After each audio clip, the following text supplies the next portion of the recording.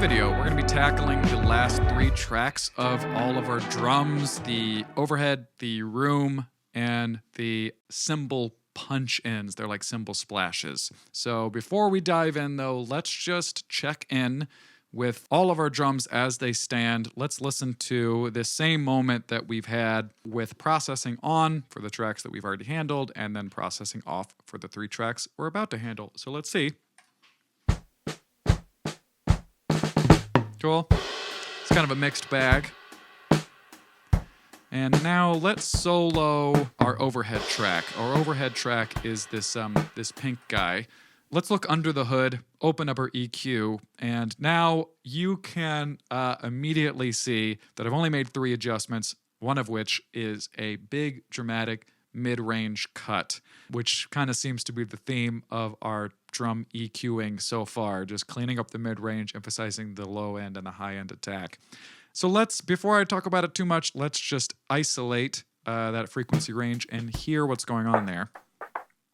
Yeah, so you can hear that this frequency range is just so hollow and boxy sounding, very smacky, which is cool, but it's just not the energy that we need. And I feel like when I'm engaging this EQ band, this whole track just immediately feels cleaner and less cluttered. So let's toggle it on and off.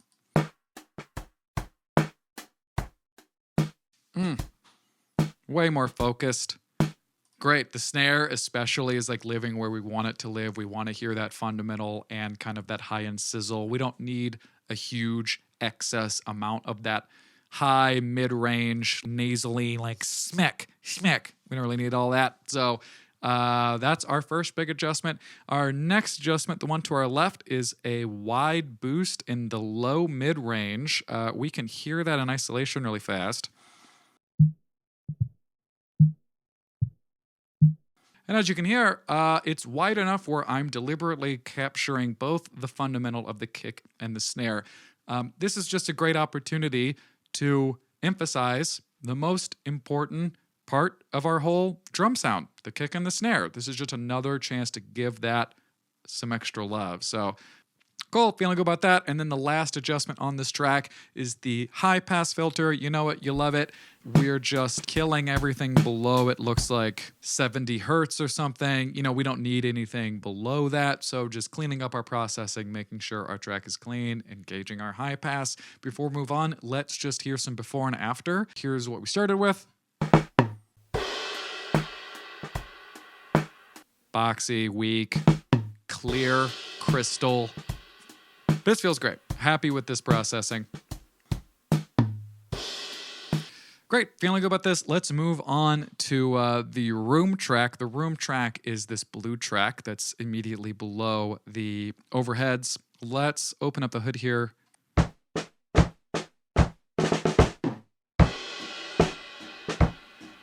Great. So looking at our EQ, you can already see that I'm basically making the same adjustments that we made to our overhead track to our room. We're cleaning up the mid-range, getting out some of that boxy, nasally over resonance that's happening, and emphasizing our kick and snare fundamentals, high passing everything we don't need. Let's start with our big mid-range cut. Hear that frequency range in isolation.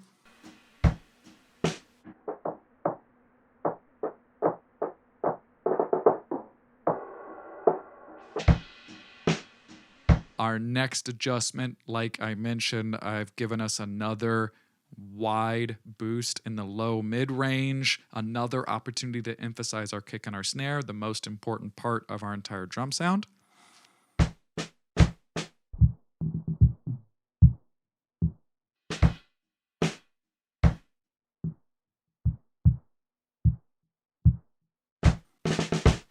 Yeah, cleaned up that boxiness, emphasized the kick and the snare, added our high pass, same old, same old. There's nothing of value below like 80 hertz, so I'm just killing it to make sure our processing stays clean. Let's hear some before and after. Here's before.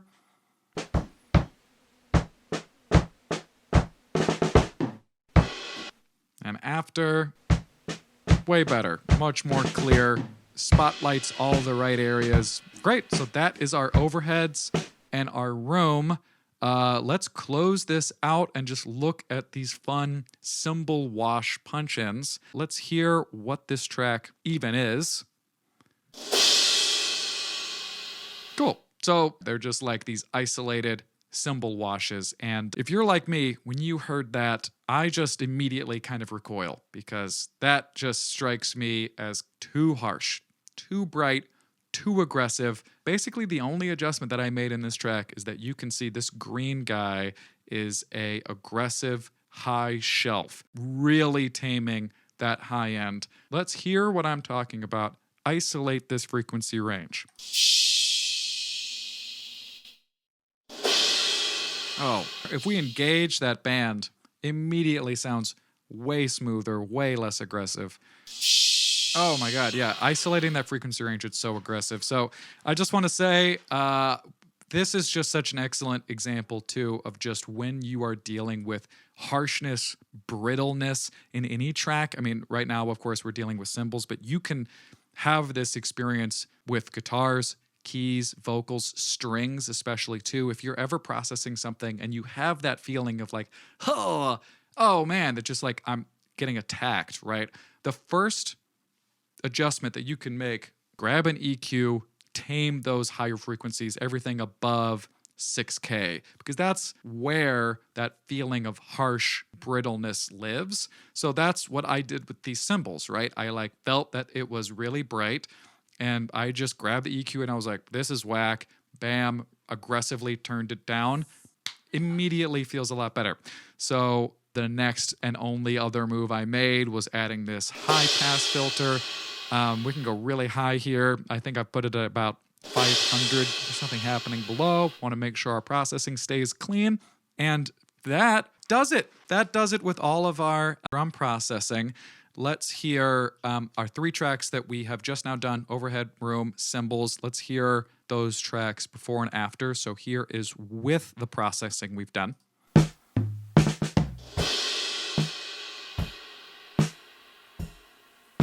Cool, great, sounds awesome. Let's turn off the EQs that we've applied. Way too boxy, doesn't feel full in the kick and the snare at all, like kind of feels thin and bright, aggressive. Don't like this. Cool, so good job. I'm feeling good about the adjustments that we've made. Before we move on to bass, I say let's take just a quick victory lap and check in with all of our adjustments we made so far. Let's hear this section turning off all of our processing we've done so far. We'll listen, then turn on all of our processing, hear the after, hear how far we've come. So let's hear everything as it was when we got it.